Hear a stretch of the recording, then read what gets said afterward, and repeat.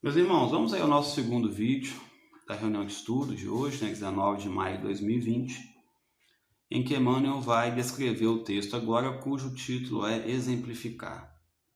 É muito interessante observar como que Emmanuel, ao longo do texto todo, vai deixando claro para a gente que o ser humano ele é muito mais frágil do que perverso, para usar uma frase de efeito aí famosa, né? Frágeis no sentido de não conhecermos, de ignorantes, no sentido de ignorar a nossa realidade espiritual. Apesar de sermos espíritos, de termos vindo do plano espiritual, já termos reencarnado diversas vezes, em função da nossa imperfeição ainda, como nós não teríamos condições de lidar com as nossas lembranças de outras encarnações, nós temos a lei do esquecimento. Só que com essa lei do esquecimento, a gente acaba se esquecendo da nossa realidade espiritual também, de que somos espíritos, né? E ao esquecer disso, você pode muitas vezes empreender muita energia da sua vida em circunstâncias que não vão preencher o seu anseio de se sentir bem, não vão preencher o seu vazio existencial, um termo que Emmanuel usa aqui, vazio, não é? Então ele vem colocando diversas situações. Olha o que coloca, o ser humano levanta realizações notáveis, o ser humano já é capaz de fazer obras suntuárias, o ser humano já é capaz de ter edifícios caprichosamente construídos, né? O ser humano já é capaz de ter maravilhosos iates de luxo, fantásticos jardins suspensos, né? Só que essas realizações, que são importantes, Emmanuel não condena isso aqui, porque Emmanuel, assim como nós, está evoluindo ainda e já passou por tudo que nós passamos. Então ele sabe como é difícil estar encarnado. Então ele vem colocar de maneira assim bem clara para a gente que o nosso objetivo não deveria ser esse. Mas nós temos que ter profundo respeito com o tempo de cada um, porque muitas vezes as pessoas desconhecem essa realidade espiritual que nós estamos buscando conhecer agora. Cada um tem o seu tempo. E não adianta tentar convencer alguém de alguma coisa. Na verdade, a gente só consegue convencer alguém através da fala quando a pessoa já está em busca daquilo. Para quem está me ouvindo agora, talvez faça muito sentido o que eu estou dizendo, porque você já está em busca de ouvir isso. Para uma pessoa que não quer se vincular a isso, para ela não faz o menor sentido. Então a gente não deve tentar convencer as pessoas através apenas do verbo. É nossa função expor, explicar, né? Mas sem sem achar que você vai conseguir convencer alguém. Acho que é isso que Emmanuel vem querendo dizer para a gente. É bacana quando ele coloca assim, ó, analisando essas empresas, ou seja, essas buscas que ele foi falando aqui, né? Que o ser humano já é capaz de fazer, que vem fazendo ao longo de muito tempo. Na lógica do espiritismo, eu fiquei pensando, qual que é a lógica do espiritismo? A lógica do espiritismo, a meu ver, é a lógica dos princípios que o espiritismo vem explicar e expor.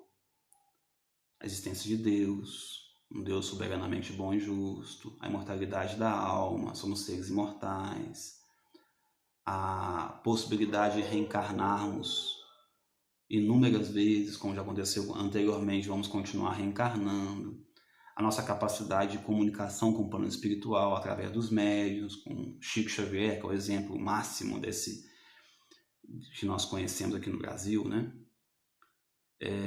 Que existem vidas em outros orbes, também é um princípio espírita. Então, essa é a lógica. É a partir dessa racionalização, dessa lógica, que nós precisamos ir aos poucos construindo a nossa vida. Porque senão nós vamos ser apenas materialistas com um pouco de conhecimento espírita. Então Emmanuel vem dizer isso, essa lógica. Na lógica do espiritismo, somos contudo impelidos a reconhecer que os amigos afeiçoados ao supérfluo estarão agindo dessa forma por falta de esclarecimento e orientação. Bonito isso, né? Emmanuel aqui não condena quem ainda pensa assim. Vale lembrar que Emmanuel em uma de suas encarnações que nós conhecemos, como o senador romano Públio Lentulus, ele teve um contato direto com Jesus e não quis seguir os passos do mestre. Hoje sim, ele segue. Então Emmanuel sabe dessa nossa dificuldade de compreensão. Então não podemos condenar quem ainda está em busca do supérfluo. Bonito, achei bacana esse olhar compassivo de quem já está um patamar acima da nossa evolução. Porque muitas vezes nós gostamos muito de sermos juízes, né? Você começa a frequentar uma casa espírita, começa a entender um pouquinho de espiritismo, não é capaz de ver nem 1% daquilo que você está estudando ali, mas já começa a condenar. Ah, assim não pode, assim não pode. Fazemos isso ainda. Então não nos cabe condenar. Isso que Emmanuel vem dizer. Nós precisamos ter esse sentimento de compaixão em relação àqueles que ainda não conseguem, não estão em busca daquilo que nós já estamos em busca. Né?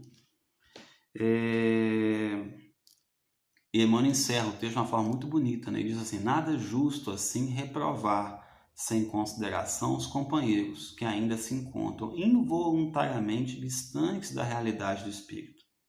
Involuntariamente. Eles não conhecem essa realidade do espírito. Onde o desperdício apareça por flagelo da ignorância. Iniciemos a construção da verdade pelo exemplo da sobriedade, na certeza de que em toda a tarefa de educação, exemplificar é explicar. Aí Emmanuel vai lá atrás e puxa o título do texto. Né?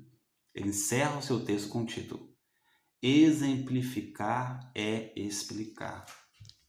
Muitas vezes nós queremos explicar demais, mas exemplificar nem sempre a gente consegue. É interessante como que na família isso é muito comum, né? Quando a gente passa a ter algum papel de divulgação do espiritismo, como nós estamos fazendo aqui agora, as pessoas no próprio meio familiar costumam dizer: mas você em casa não é assim. Durante um tempo assim como me incomodava, que a gente queria fazer curso para santo, né? Depois de um tempo eu abandonei o curso para santo, vi que as minhas imperfeições são gigantescas e que o fato de gostar de falar de evangelho não quer dizer muita coisa. Mas aí isso parou de me incomodar um pouquinho, porque quando a minha esposa fala isso comigo, por exemplo, ela tem razão, porque ela conhece o pior de mim. Nós estamos vivendo tempos de pandemia em que somos obrigados a usar máscaras, né, para evitar sermos contaminados, evitar contaminar os outros, que é o mais importante, né? Mas fora da pandemia nós também usamos diversas máscaras, no sentido de personalidades. E é importante que seja assim. É importante que na convivência social, mesmo que você não tenha a menor vontade de ser cortês naquele momento, que você seja. Isso faz parte do processo de educação espiritual. Só que em casa nós relaxamos um pouco mais. Então em casa nós acabamos sendo o que nós realmente somos. E as pessoas reconhecem isso. Mas sempre que a minha esposa fala isso comigo, eu penso assim também: realmente as pessoas não conhecem o pior de mim como ela muitas vezes conhece. Mas as pessoas também não conhecem o melhor de mim como ela conhece, porque eu a amo. E só nós conseguimos nos posicionar no nosso melhor quando nós amamos. Então, da mesma forma que as pessoas que convivem conosco têm dificuldade em enxergar em nós alguns atributos, algumas virtudes que muitas vezes a sociedade já enxerga, te rotula, mas as pessoas que convivem conosco também conhecem o melhor de nós. Então é importante a gente pensar dessa forma, né? É o exemplo. Dar o exemplo em casa é o mais difícil, mas é o caminho, não é verdade? Quando eu estava lendo esse texto, eu li aquela frasezinha de efeito, né? A palavra convence, mas o exemplo arrasta. É assim que a gente consegue arrastar as pessoas. É assim que nós conseguiríamos arrastar as pessoas nas quais a gente ama para junto do nosso caminho, dessa busca que nós estamos querendo fazer, que é a busca da construção de nós mesmos através da luz do Espiritismo. Não é através, principalmente em casa, não é através da verbalização, não é através do discurso, não é através da palestra espírita, né?